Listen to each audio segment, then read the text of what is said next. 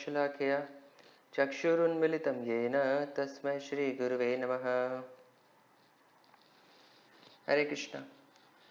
तो हम वर्स 2.61 से अपने भगवत गीता के डिस्कशन को आज आगे बढ़ाएंगे। तो हम देख रहे थे स्थित प्रज्ञा, becoming fixed in transcendental consciousness. तो स्थित धीर मुनि की क्या क्वालिटीज़ होती हैं, इस टॉपिक को हम डिस्कस कर रहे थे, जो कि भगवत गीता के दूसरे चैप्टर के 54 नंबर वर्स से 72 नंबर वर्स में भगवान हमें बताते हैं। तो वर्स नंबर 61 का ट्रांसलेशन इस तरीके से है कि one who restrains his senses keeping them under full control and fixes his consciousness upon me is known as a man of steady intelligence. तो यहाँ पे भगवान दो बातें बता रहे हैं कि the person should be able to restrain his senses and at the same time fix them upon Krishna. यानी व्यक्ति को दोनों काम कर पाने आना चाहिए, यानी उसे अपने सेंसेस को कंट्रोल भी करने आना चाहिए और साइमल्टेनियसली उसे भगवान की सेवा में उसे लगा भी पाना चाहिए। अगर कोई व्यक्ति ये दोनों कार्य कर पाता है तो फिर उसे हम कहते हैं कि he is a man of steady intelligence. तो दोनों ही चीज़ें जरूरी हैं, निगेटिव एंड पॉजिटिव, यानी restraining the senses and at the same time fixing them upon Krishna. दोनों ही चीज़ें हमारे लिए ज़रूरी हैं। तो यहाँ पर एक बहुत इंपॉर्टेंट वर्ड यूज़ किया गया है, जिसका जो है कि मत परह। मत परह का मतलब है इन रिलेशनशिप विथ मी। तो here for the first time here Krishna is directly stressing कि for towards himself as the object of bhakti। तो first time as the object of devotion Bhagavad Gita में पहली बार यहाँ पे भगवान डायरेक्टली अपने आप को रिफर कर रहे हैं कि मेरे लिए, मेरे रिलेशनशिप में होना चाहिए। और भगवान के रिलेशनशिप में यानी वो भक्ति को यहाँ पे स्ट्रेस कर रहे हैं कि अपनी बुद्धि को लगाना कहाँ पर है, तो मेरे ऊपर लगाना है। ये पहली बार भगवान यहाँ पे थोड़ा डायरेक्टली बोल रहे हैं। तो इसका एक क्लासिक एग्जाम्पल हम देखते हैं कि किस प्रकार अपने सारे इंद्रियों को, अपने मन को भगवान की सेवा में पूरी तरह से इंगेज करने से कैसे अम्बरीश महाराज, जो कि एक सिंपल गृहस्थ थे, कोई बहुत बड़े सन्यासी या ऋषि नहीं थे, और दुर्वासा मुनि जो कि उसके जस्ट अपोजिट एक बहुत बड़े मुनि थे, तो उन्होंने दुर्वासा मुनि को भी उनके ऊपर विजय प्राप्त की सिर्फ इस कारण से क्योंकि वो एक भगवान के ऐसे भक्त थे जिन्होंने अपने सारे इंद्रियों को भगवान की सेवा में लगा दी थी। तो ये भागवतम में ये कथा आती है दुर्वासा मुनि और अम्बरीश महाराज की। तो एक बार हुआ ऐसे था कि दुर्वासा मुनि अम्बरीश महाराज के घर पहुंचे थे, उनके राज्य महल, और अम्बरीश महाराज उस वक्त एकादशी का व्रत का पालन कर रहे थे। तो एकादशी का व्रत उन्होंने पिछले 1 साल से किया था और 1 साल बाद अब वो व्रत अपना तोड़ने जा रहे थे। तो जैसे ही वो तोड़ने जा रहे थे उसी दिन दुर्वासा मुनि फिर आ गए। तो अम्बरीश महाराज ने दुर्वासा मुनि को फिर अच्छे से रिसीव किया और उन्हें आदर सत्कार से उनके रहने का, ठहरने का सब व्यवस्था किया। और उसके बाद फिर दुर्वासा मुनि वहाँ से चले गए नदी में स्नान करने के लिए। लेकिन वो स्नान करके वापस आने में उन्हें थोड़ी देर हो रही थी, और यहाँ पर जो एकादशी का पारण का समय था, यानी व्रत को तोड़ने का समय था, वो निकला जा रहा था। और अगर आप एकादशी के व्रत का पारण सही समय पर नहीं करते हैं तो एकादशी का फल नहीं मिलता। इसलिए अम्बरीश महाराज को चिंता हुई कि उन्हें अभी क्या करना चाहिए। तो उन्होंने उनके जो सलाहकार थे, जो बाकी जो पुजारी थे, जो उन्हें भगवान की सेवा में एडवाइस करते थे, उनकी सलाह मान करके उन्होंने थोड़ा सा चरणामृत पी लिया, क्योंकि चरणामृत पीने से आपने व्रत तोड़ा भी और नहीं भी तोड़ा। लेकिन जब दुर्वासा मुनि को इस बात का पता चला तो वो क्रोधित हो उठे और अम्बरीश महाराज को मारने के लिए उन्होंने अपनी जटाओं का एक हिस्सा तोड़ करके एक राक्षस को उत्पन्न किया और वो राक्षस अम्बरीश महाराज की तरफ हमला कर दिया। लेकिन अम्बरीश महाराज वो तो कोई महान तपस्वी या कोई ऋषि थे नहीं, वो हाथ जोड़ करके सिर्फ खड़े हो गए और अपने जीवन को भगवान के ऊपर समर्पित कर दिया कि अब भगवान जो चाहें वैसा मेरे साथ होगा। तो उसी वक्त भगवान का जो सुदर्शन चक्र था वो वहां पर प्रकट हो गया और उसने जो दुर्वासा मुनि के जटाओं से जो राक्षस पैदा हुआ था उसे उसने मार के खत्म कर दिया। और उसके बाद फिर दुर्वासा मुनि की तरफ वो भागा, दुर्वासा मुनि को मारने के लिए।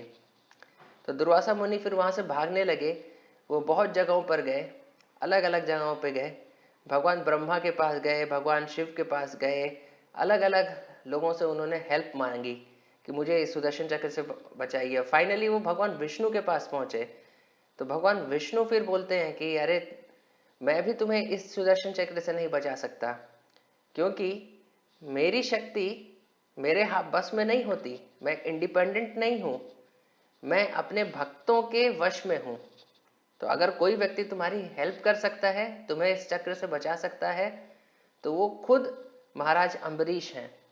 मैं खुद भी तुम्हें इस चक्र से बचाने में कोई सहायता नहीं कर सकता। तो उसके बाद फिर दुर्वासा मुनि वापस आकर के अम्बरीश महाराज के चरणों पर गिर जाते हैं और उनसे माफी मांगते हैं। और इधर अम्बरीश महाराज वो बहुत दुखी थे कि मेरे द्वार पे एक कोई ऋषि आए और मैं उनका अच्छे से स्वागत नहीं कर पाया, और वो इतने क्रोधित हो गए और उन्होंने मेरा प्रसाद भी नहीं ग्रहण किया और ऐसे ही यहाँ से चले गए। तो वो जब तक दुर्वासा मुनि वापस नहीं आते तब तक वो फिर से व्रत कर रहे थे, उन्होंने भी कुछ नहीं खाया था। जैसे ही दुर्वासा मुनि अम्बरीश महाराज के चरणों पे गिरे, अम्बरीश महाराज ने तुरंत उन्हें उठाया और सुदर्शन चक्र से प्रार्थना की कि आप इन्हें छोड़ दीजिए। तो वैसे ही सुदर्शन चक्र फिर शांत हो गए। और उसके बाद फिर दुर्वासा मुनि को भी ये समझ में आया कि वास्तव में अम्बरीश महाराज हो सकता है कि एक गृहस्थ हो, लेकिन बहुत महान वैष्णव हैं। इसलिए दुर्वासा मुनि ने फिर अम्बरीश महाराज के घर पे उनके राजमहल में भोजन ग्रहण किया और उन्हें बहुत आशीर्वाद भी दिया। तो इस प्रकार से हम देख सकते हैं कि अम्बरीश महाराज के पास इतनी शक्तियां क्यों आ गई, जबकि वो कोई बहुत बड़े योगी नहीं थे, कोई बहुत बड़े ऋषि नहीं थे, क्योंकि वो पूरी तरह से भगवान की सेवा में अपने सारे इंद्रियों को लगाए हुए थे। वो एक राजा थे, लेकिन अपना पूरा समय सिर्फ राज्य के कार्य को भी तो वो देखते थे, लेकिन पूरा समय उधर ही नहीं देते थे। उनका समय का बहुत थोड़ा सा हिस्सा राज्य को संभालने में जाता था। मैक्सिमम टाइम उनका जाता था अपने भगवान के विग्रह का पूजा करना, उनके मंदिर पे जाना, उनके मंदिर का अर्चना करना, सफाई करना। इन चीजों में अम्बरीश महाराज ज्यादा समय दिया करते थे। तो इससे उनके राज्य के कार्यकाल में ऐसा नहीं था कि कोई रुकावट आती थी, बल्कि जब आप ऐसा करते हैं, भगवान के प्रति अपना समय देते हैं, तो भगवान ने देखिए खुद उनके राज्य के और उनकी रक्षा के लिए अपने सुदर्शन चक्र को नियुक्त किया हुआ था। तो इसीलिए कहा जाता है कि जब हम भगवान के काम में तो भगवान हमारे काम में, और हम जब सिर्फ अपने काम में तो भगवान अपने धाम में। तो यहाँ पे भगवान ने दिखाया कि किस प्रकार अगर कोई व्यक्ति उनके लिए समय निकालता है तो कुछ भी खोता नहीं है। तो ये एक बहुत अच्छा उदाहरण आता है हमारे श्रीमद् भागवतम में। तो we can control the senses only by engaging them in relationship to Krishna. तो हमें अपने इंद्रियों को वश करने का यही एक तरीका ही है कि आप उन्हें भगवान की सेवा में लगा दीजिए, और कोई तरीका नहीं है। आप आर्टिफिशियल तरीके से उन्हें कंट्रोल नहीं कर पाएंगे। तो when our senses are subjugated, fully engage in Krishna service, then our consciousness is called प्रतिष्ठित, फिक्स्ड। यानी अपने माइंड को स्टडी रखने का, इंद्रियों को स्टडी रखने का एक ही तरीका है कि उन्हें पूरी तरह से भगवान की सेवा में किसी तरह लगा दीजिए। तो ये चीज यहाँ पर बताया जा रहा है। और वैसे व्यक्ति को स्थित प्रज्ञ या स्थित धीर मुनि कहते हैं। तो connection to the next verse, यहाँ पर अब आगे भगवान बताएंगे कि but what if when trying to reach this stage of स्थित प्रज्ञा one fixes his senses on an object of enjoyment and views it as separate from Krishna service.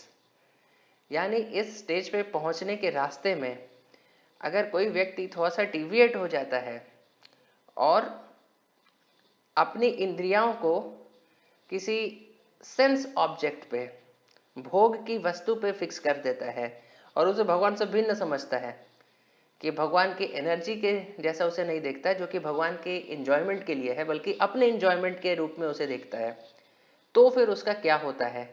तो अगले ये जो 2-3 वर्सेस हैं, ये बहुत इंपॉर्टेंट वर्सेस हैं कि उसमें पूरा स्टेजेस कि कैसे एक व्यक्ति धर्म के रास्ते से भटकता है वो पूरा भगवान बता रहे हैं।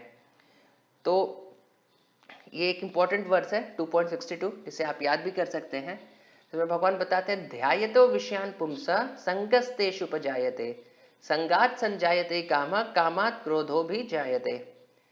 इसका अर्थ ये है कि while contemplating the objects of the senses, a person develops attachment for them, and from such attachment lust develops, and from lust anger arises। तो यहाँ पर देखिए भगवान पूरे जो हमारा पतन होता है उसका सीक्वेंस कैसे कैसे होता है ये इस श्लोक में और इसके अगले श्लोक में यानी 2.62 और 63 में पूरा ये एक एक सीक्वेंस बताए हैं। सबसे पहले आपका पतन की शुरुआत कैसे होती है, आपके फॉल डाउन की शुरुआत कैसे होती है, कॉन्टेम्पलेशन ऑन सेंस ऑब्जेक्ट्स। आप किसी सेंस ऑब्जेक्ट, किसी भोग की वस्तु को देखते हैं और उसके बारे में सोचना शुरू करते हैं, तो यहाँ से शुरुआत होती है। जब आप ज़्यादा सोचते हैं तो उससे आसक्ति यानी अटैचमेंट आपके अंदर डेवलप होता है, और अटैचमेंट जब बढ़ जाता है तो वही लस्ट, वो काम की भावना के रूप में अपने आप को प्रदर्शित करता है। और जब काम की पूर्ति नहीं होती, लस्ट जब सेटिस्फाई नहीं होता, तो उस वक्त वो एंगर का रूप ले लेता है। अब एंगर के बाद नेक्स्ट स्टेप क्या आता है, ये 2.63 इस वर्स में यहाँ पे आगे फिर बताया जाएगा। तो इन मटेरियल वर्ल्ड देखिए, everyone including lord Shiva and lord Brahma, to say nothing of other demigods in the heavenly planets, is subjected to the influence of sense objects, and the only method to get out of this puzzle of material existence is to become Krishna consciousness। तो ऐसा नहीं है कि सिर्फ हम ही लोग हैं जो कि इंद्रियों के वश में हैं। वास्तव में भगवान ब्रह्मा से लेके भगवान शिव जी तक सब व्यक्ति अपने सेंसेस से इन्फ्लुएंस होते हैं, सेंस ऑब्जेक्ट्स उन्हें इन्फ्लुएंस कर पाते हैं। और ये सब चीज से बाहर निकलने का सिर्फ एक ही तरीका है कि हमें कृष्णा कॉन्शियस होना पड़ेगा, अपने इंद्रियों को भगवान की सेवा में पूरी तरह से लगाना पड़ेगा, तभी हम इस भूल भुलैया से बाहर निकल सकते हैं। इसके अलावा और कोई उपाय नहीं है। अगर आप कोई और उपाय करते हैं और टेम्प्रोरी तरीके से तप के बदौलत, अपने डिटर्मिनेशन के बदौलत आप करने का प्रयास करते हैं, तो आप कुछ समय के लिए कर सकते हैं, लेकिन वो परमानेंट सॉल्यूशन नहीं कर पाएंगे। परमानेंट सॉल्यूशन सिर्फ एक ही है कि इंद्रियों को पूरी तरीके से भगवान की सेवा में लगा दिया जाए। तो इसका एक एग्जाम्पल है भगवान शिव और श्रील हरिदास ठाकुर के बीच में। तो भगवान शिव सबसे बड़े वैष्णव हैं, हम उन्हें बोलते हैं वैष्णव नाम यथा शंभु, यानी जितने भगवान के वैष्णव भक्त हैं उनमें से सबसे बड़े भगवान शिव को माना जाता है। और श्रील हरिदास ठाकुर के बारे में तो आप जानते ही होंगे, जो श्री चैतन्य महाप्रभु की लीलाओं में आते हैं, जो हम हरि नाम करते हैं उसके आचार्य हैं। चैतन्य महाप्रभु ने उन्हें नामाचार्य की पदवी दी है। तो यहाँ पर भगवान शिव जब तपस्या कर रहे थे और माता पार्वती ने जब उन्हें भोग के लिए प्रपोज किया था, तो वो मान गए थे और उसी के रिजल्ट से फिर कार्तिकेय का जन्म हुआ था। लेकिन इसके जस्ट अपोजिट देखिए, हरिदास ठाकुर वो भगवान के हरिनाम में इतना एब्जॉर्ब्ड थे कि माया देवी खुद वहां पर आती हैं अपनी सारी शक्तियां लेकर के, लेकिन फिर भी हरिदास ठाकुर को अपने डिटर्मिनेशन से हिला नहीं पाती हैं। बल्कि हरिदास ठाकुर का डिटर्मिनेशन देख करके, उनकी शुद्धता देख करके माया देवी उनकी शिष्य बन जाती हैं। तो ये चैतन्य चरितामृत में ये हरिदास ठाकुर की ये कथा उधर आती है। तो दोनों में अंतर क्या है कि सिर्फ तप के बदौलत हम अपने इंद्रियों को पूरी तरह से वश में नहीं कर पाते हैं। अगर हम भगवान की भक्ति में पूरी तरह से अगर हैं तो एकदम पूरी तरह से मग्न हैं, तो फिर हमें एक हायर टेस्ट मिल जाता है। तो लोअर टेस्ट के लिए हमें ज़्यादा फिर उसे छोड़ने के लिए मेहनत नहीं करनी पड़ती। तो वास्तव में ये तरीका होता है लोअर टेस्ट को छोड़ने का। तो ये यहाँ पे हम देख सकते हैं। So the secret of success is development of higher taste for spiritual enjoyment in the association of the lord. तो ये सीक्रेट ऑफ सक्सेस है, ये मान लीजिए कि ये जान लीजिए अच्छे से। और दूसरे तरीके से, टेम्प्रोरी तरीके से हमें टेम्प्रोरी सक्सेस मिलेगा, लेकिन यही हमारा सीक्रेट है कि जब आप भगवान की भक्ति में एक हायर टेस्ट अनुभव करने लगते हैं तो सारी बुरी क्वालिटीज जो जितने लोअर टेस्ट हैं अपने आप ही चले जाएंगे। और ये मटेरियल ब्यूटी जिससे हम अट्रैक्ट होते हैं उसके बारे में भी यहाँ पे इसी वर्ष के एक लेक्चर में हमें श्रील प्रभुपाद बताते हैं कि अगर ऑब्जेक्टिवली भी सोचा जाए तो भौतिक जगत की जो ब्यूटी है, जो सुंदरता है, वो कितनी है? वो एक स्किन डीप है, उसका पहला कैरेक्टरिस्टिक है। यानी आप किसी भी सुंदर स्त्री या पुरुष को आप देखते हैं तो उसका सिर्फ बाहर का जो 1 इंच की जो चमड़ी है बस वही सुंदर है। अगर आप 1 इंच की चमड़ी हटा दीजिए तो अंदर आपको सिर्फ खून, मांस और इसी तरह के कुछ रिवोल्टिंग सब्सटेंसेस मिलेंगे जिससे कि आपको कोई अटैचमेंट नहीं होगा। तो माया देवी ने ये सिर्फ ऊपर की एक लेयर को पॉलिश किया है और उसके नीचे कोई सुंदरता नहीं है। तो ये जो सुंदरता है सिर्फ एक स्किन डीप कह सकते हैं, सिर्फ स्किन के लेवल पर ही है। एक ऊपर से स्किन को 1 इंच भी हटा दिया जाए तो अंदर कोई सुंदरता नहीं है। और दूसरा चीज यहाँ पे बताते हैं श्रील प्रभुपाद कि ये एक मिरेज की तरह है। मिरेज यानी एक भ्रम। जैसे कि बहुत बार रेगिस्तान में या फिर आप जब कार ड्राइव कर रहे हैं गर्मी के दिन में तो आप देखते होंगे कि रोड पर दूर आपको पानी जैसा दिखता है, लगता है कि रोड पर कुछ पानी गिरा हुआ है।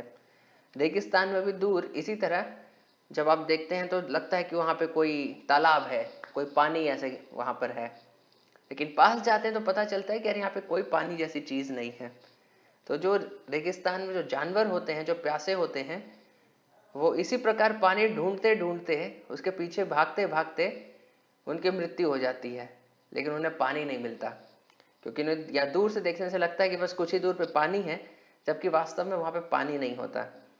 तो उसी प्रकार से मटेरियल ब्यूटी भी ऐसी है कि जब हम कोई मटेरियल ब्यूटी देखते हैं तो हमें लगता है कि वहाँ पे कुछ तो इंजॉयमेंट है, लेकिन जब हम वहाँ पर जाते हैं तो लगता है कोई इंजॉयमेंट तो यहाँ पे मिला नहीं हमें। लेकिन फिर हमें लगता है कि नहीं, एक स्टेप और आगे जाएंगे तब हो सकता है बहुत इंजॉयमेंट है। लेकिन एक स्टेप और आगे लेने के बाद फिर हमें पता चलता है कि एक्चुअली कोई इंजॉयमेंट तो यहाँ पर भी नहीं है।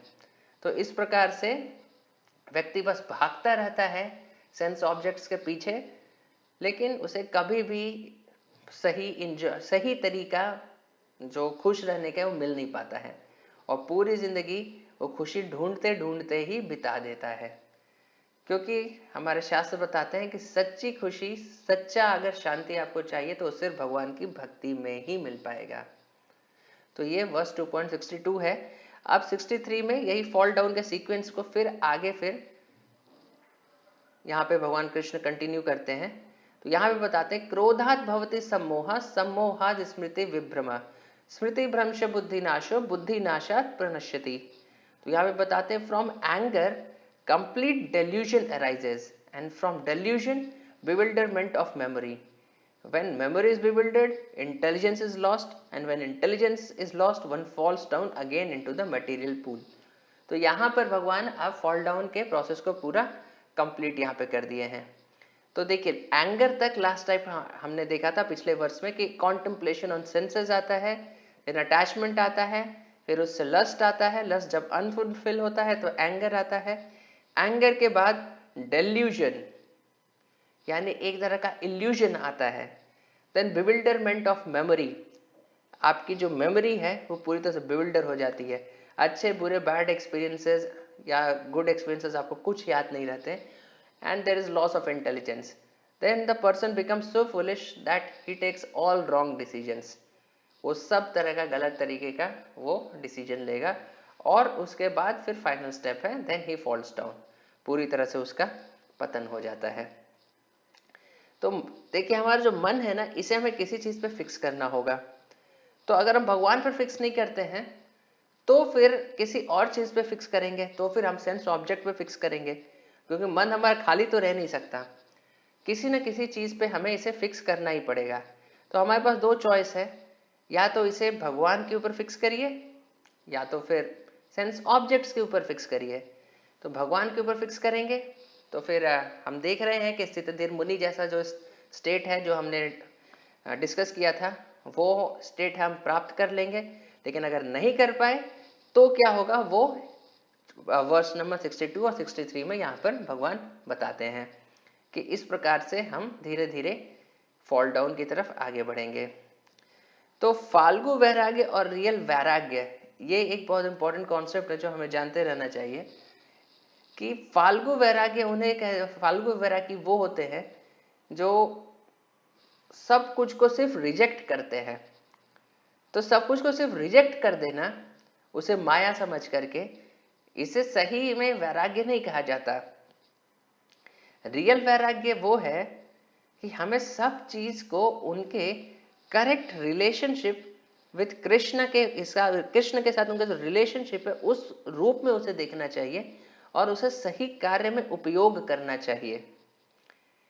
तो अगर आप किसी व्यक्ति को रोड पर देखते हैं कि वो जा रहा है और उसका पर्स गिर गया है नीचे, जिसमें कि बहुत सारे पैसे हैं, तो जो फाल्गु वैरागी है वो कहेंगे कि नहीं, हम पैसे को छूते भी नहीं, उसे वहीं पे पड़े रहने देंगे। लेकिन जो रियल वैरागी है उस पैसे को ले लेंगे और उसके सही ओनर को लौटा करके वापस आएंगे। तो उसी प्रकार जो फाल्गु वैरागी है वो दुनिया की चीजों को रिजेक्ट कर देते हैं सिर्फ, लेकिन जो रियल वैरागी हैं वो उन सारी चीजों को एक्सेप्ट करते हैं, लेकिन किसके लिए? खुद के लिए नहीं। वो सारी चीजें जिसकी वो बिलोंग करती हैं उसकी सेवा करने के लिए। यानी हम दुनिया की चीजों को एक्सेप्ट करते हैं अपने लिए नहीं, भगवान को सेवा करने के लिए, क्योंकि वो सारी चीजें किसकी प्रॉपर्टी हैं? वो भगवान की ही प्रॉपर्टी हैं। तो एनी हमारी प्रॉपर्टी है ही नहीं तो हम छोड़ेंगे क्या? कोई सोचता है कि हमने त्याग किया, तो सबसे बड़ा इल्यूजन है, क्योंकि वो आपके पास जो होता है उसका आप त्याग कर सकते हैं ना। जो चीज आपके पास है ही नहीं, जो आपकी प्रॉपर्टी नहीं, उसका आप त्याग कैसे करेंगे? मैं ये थोड़ी कह सकता कि मैं व्हाइट हाउस का त्याग करता हूँ, क्योंकि वो मेरी प्रॉपर्टी ही नहीं है। अगर आपके पास व्हाइट हाउस है तो आप उसका त्याग कर सकते हैं। तो इसीलिए कोई बोलता है कि मैंने जगत का त्याग कर दिया, तो ये कोई बात ही नहीं हुई। तो ये फाल्गु वैरागी हैं। रियल वैरागी वो होते हैं तो सब कुछ एक्सेप्ट करेंगे, लेकिन किसके लिए? वो भगवान की सेवा के लिए। तो ये शिल प्रभुपाद हमें उदाहरण देते हैं कि देखिए जो इम्पर्सनलिस्ट होते हैं वो क्या करते हैं कि वो बोलते हैं कि जो अच्छे ईटेबल्स होते हैं, खाने पीने के जो पदार्थ होते हैं, वो बोलते हैं सारे चीज़ें माया है, इसलिए वो उसे एक्सेप्ट नहीं करते। क्योंकि उनके हिसाब से कि भगवान के ना मुंह है, ना हाथ है, ना पैर हैं, तो वो भगवान को अच्छे भोजन क्या चढ़ाएंगे? तो ना भगवान को चढ़ाते हैं और ना खुद ही लेते हैं। लेकिन एक भक्त को पता है कि ये सारी चीज़ें जो भगवान ने हमें दी हैं ये उनकी प्रॉपर्टी है और हमें उनके एंजॉयमेंट के लिए यूज़ करना चाहिए। तो इसलिए एक भक्त वो जानता है कि भगवान सुप्रीम इंजॉयर हैं और वो रसराज है, तो वो सारे तरह का एडेबल्स को एंजॉय कर सकते हैं। तो अच्छा उसका भोग बनाता है और भगवान को ऑफर करते हैं और उसको वो खुद फिर उसके बाद फिर खाता है। तो our devotee knows that Krishna is a supreme enjoyer and that he eats all that is offered to him in devotion. तो डिवोटी भगवान को ऑफर करके उसके बाद फिर he takes the प्रसाद, वो उसका प्रसाद खा लेता है। तो इससे उसने किसी भी चीज को रिजेक्ट नहीं किया। और श्रील प्रभुपाद बताते हैं कि इस प्रकार का एटीट्यूड होने के कारण devotee enjoys life and he is protected from fall down. जबकि इम्पर्सनलिस्ट, क्योंकि उसका जीवन इतना ड्राई होता है कि उसके जीवन में फॉल डाउन के बहुत ज़्यादा चांसेस हैं। तो इसलिए हमें रियल वैराग्य अपनाना चाहिए। रियल वैराग्य का मतलब सब चीज़ों को भगवान की सेवा के लिए यूज करना, सिर्फ त्यागना नहीं। तो अभी नेक्स्ट वर्स में अब यहाँ पे 64 से भगवान अब बताएंगे, तो continuing almost until the end of this chapter, कि इस 64 से लेके लास्ट तक ऑलमोस्ट भगवान अभी यही एक्सप्लेन कर रहे हैं जो अर्जुन के लास्ट प्रश्न का उत्तर है कि हाउ डज ही वॉक, कि वो व्यक्ति जो ट्रांसेंडेंटल कॉन्शियसनेस में होता है वो चलता कैसे है। तो श्रील विश्वनाथ चक्रवर्ती ठाकुर इसका अर्थ बताते हैं कि हाउ डज ही वॉक का मतलब क्या है, कि how does a man in transcendence engages his senses. तो हाउ डज ही सिट का मतलब था कि वो अपने सेंसेस को कैसे कंट्रोल करता है। Now how does he walk से यहाँ पे अर्जुन पूछ रहे हैं कि वो सेंसेस को इंगेज कैसे करता है। तो इसका उत्तर अब वर्स नंबर 64 से जो अगला वर्स है उससे भगवान श्री कृष्ण अब देना शुरू करेंगे। तो इसका डिस्कशन हम अपने नेक्स्ट सेशन में करेंगे। तो आज के सेशन में अगर आपके कोई प्रश्न है तो आप हमें नीचे चैट बॉक्स में लिख करके बता सकते हैं। Thank you very much. Srila Prabhupada की जय।